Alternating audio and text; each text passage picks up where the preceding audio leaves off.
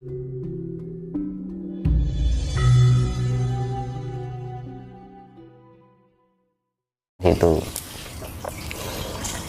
Nah, era-era Sunan Kalijaga itu kan menambahkan kayak hitungan, gending, seperti itu, penambahan alat musik, terus kreasi lah, kreasi seninya itu ditambahi. Jadi yang dahulunya itu wayang kuno itu mungkin ya jadul lah ibaratnya kan gitu, polos banget, akhirnya ditambahi kreasi biar lebih menarik. Nah itu di masa era Sunan Kalijaga itu sebagai media untuk penyampaian tentang ajaran Kawruh Jawi gitu. Sebenarnya kan waktu itu kan Sunan Kalijaga itu kan masih Jawa dan Muslim kan gitu. Padahal di masa apa namanya kan masa-masa Sunan Kalijaga itu masih muda ya, pertengahan usia lah itu dibilangkan gitu.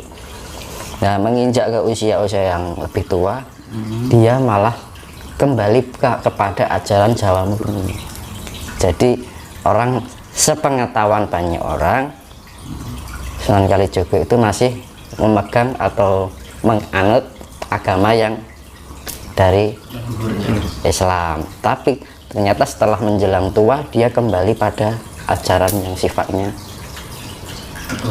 bukan kejawen. Jadi kembali pada ajaran leluhur. Itu memang suatu proses pembelajaran Sunan Kalijaga. Dari memang dia terjun dari awal memang dibimbing oleh para sunan wali. Nah akhirnya lama kelamaan dia selalu mencari jati dirinya, akhirnya ketemu yang bimbing siapa? Yang Sabdo Palon. yang Sabdo Palon langsung. Iya kan gitu.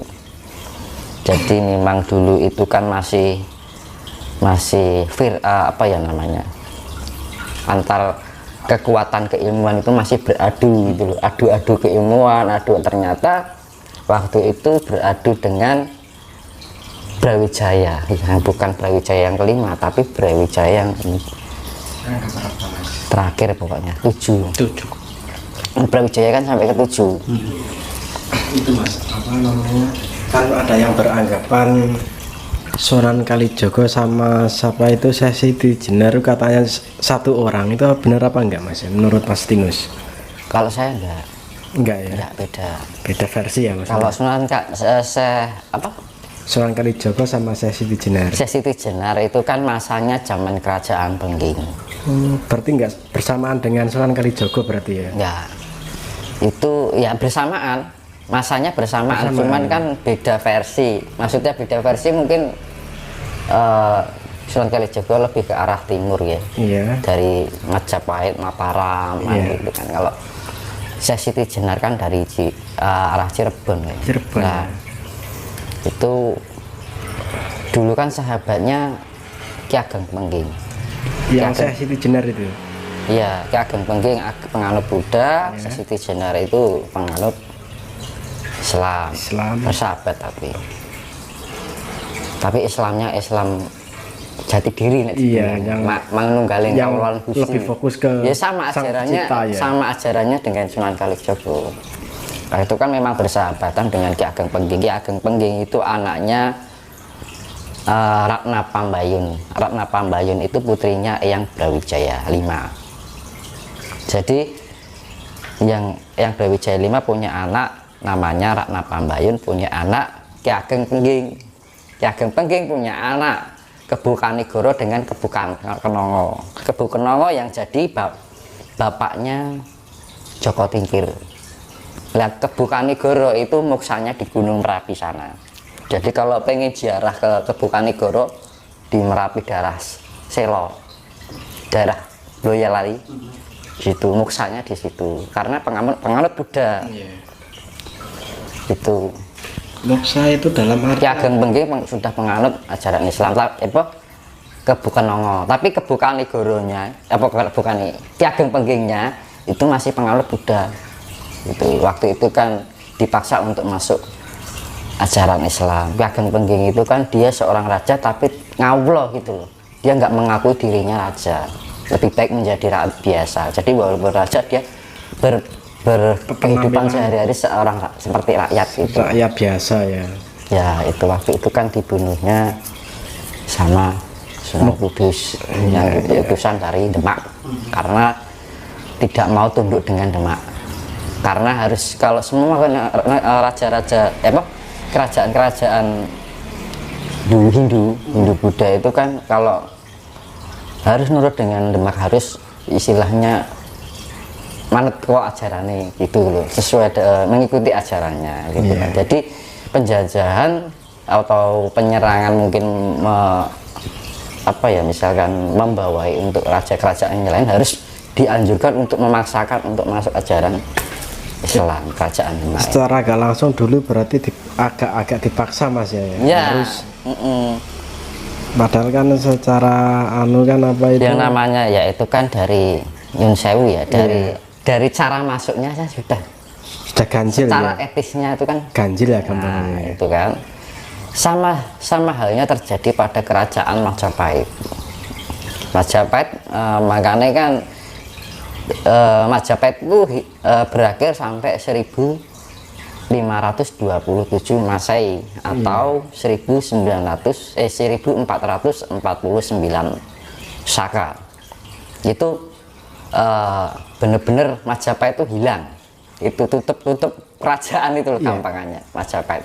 Tetapi di masa dari kan dari Brawijaya yang dibilang Brawijaya Pamungkas itu kan Brawijaya V, karena di saat itu Brawijaya V itu memegang tahta kerajaan yang waktu itu Majapahit masih menjadi kerajaan utama di Nusantara, belum direbut kekuasaan utama oleh Demak gitu loh. Jadi posisi itu memang makanya 1478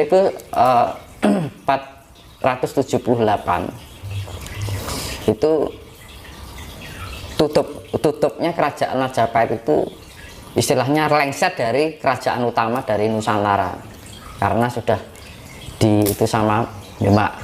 Nah, akhirnya Demak menguasai gitu kan, sampai Majapahit pindah ke Daha, Kediri kan gitulah. Selama ke Daha itu kan dipegang oleh Dyah Ranawijaya Girindra Wardana, yaitu menantunya Eyang Brawijaya, itu juga masih menganut Hindu, tapi sudah tidak menjadi kerajaan utama di Nusantara Majapahit itu ketika sudah pindah di Daha. Jadi itu Girindra Wardana Dyah Ranawijaya itu kan Brawijaya yang ke-6. Nah terus diteruskan lagi sama Patih Udara yang Brawijaya yang ke-7.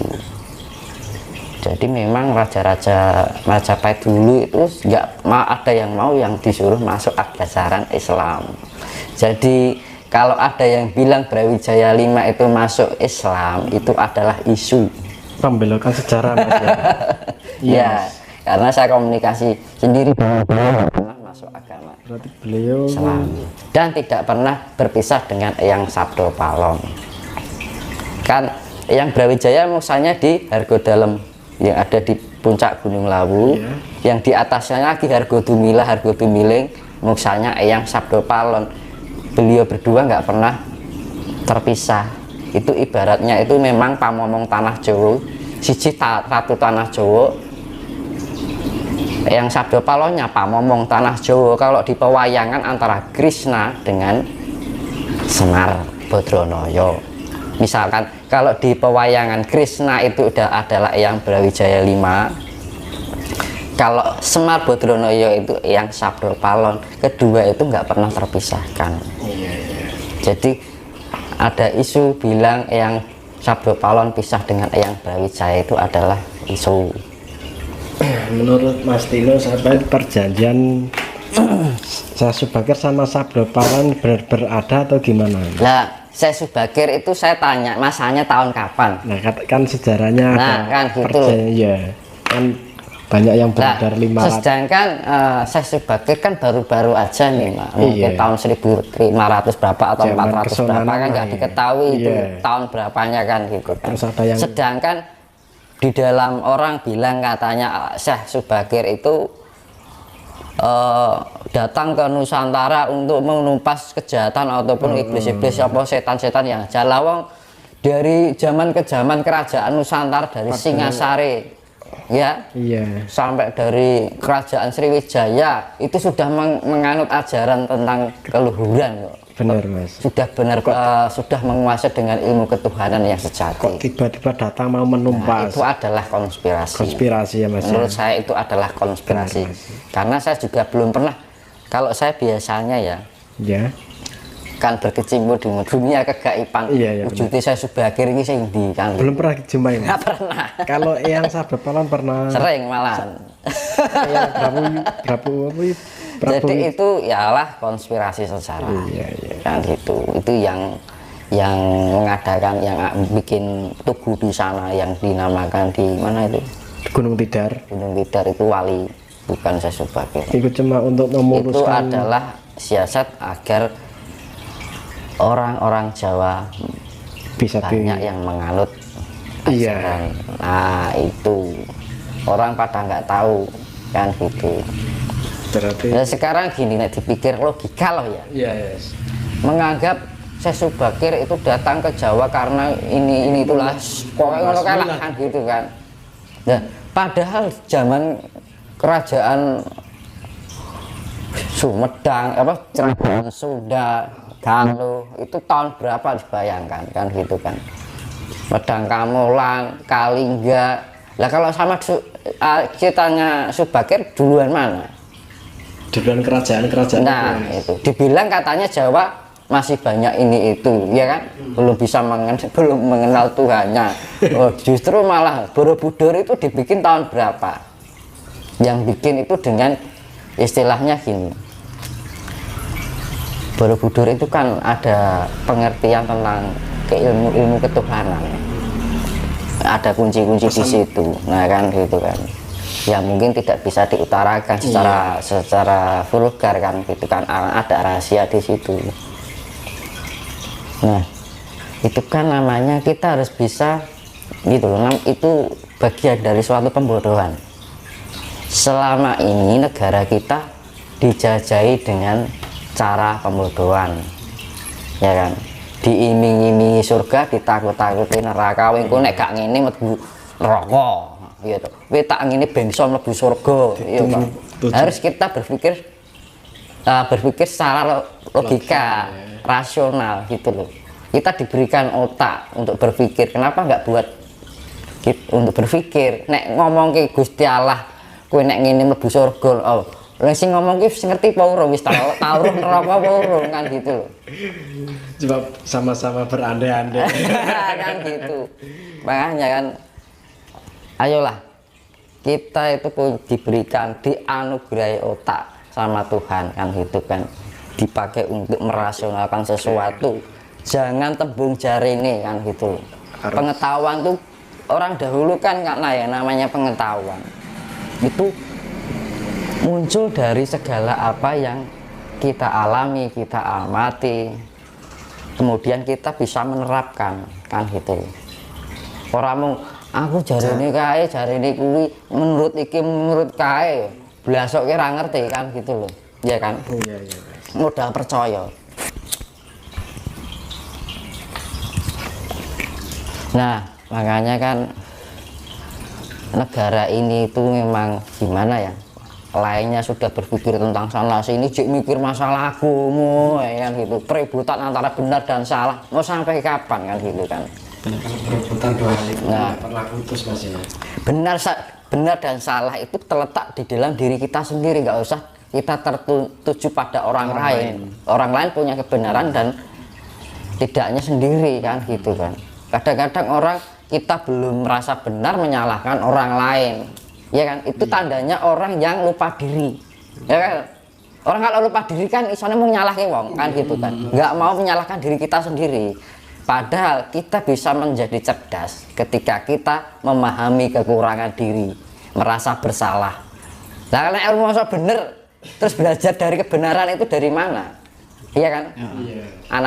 Anane padangi saka peteng, anane bener iki mergo sinau salah, anane pinter mergo sinau goblok kan gitu kan. Belajar dari kegoblokan kita kan gitu kan. Nah gitu kan.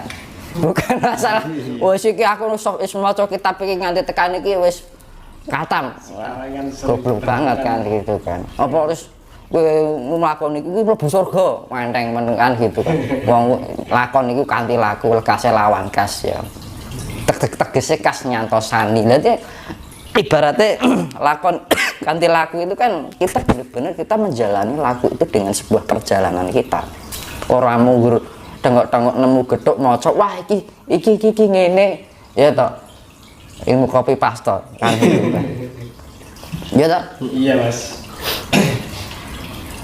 lakon itu kanthi laku lekase lawan kas ya kalau kita sudah memahami langkah dan perjalanan kita candaane oh iya ya kan gitu kan iya toh itu simple jadi ibaratnya urip iki apa urip iki piye nek wis ngerti oh iya kan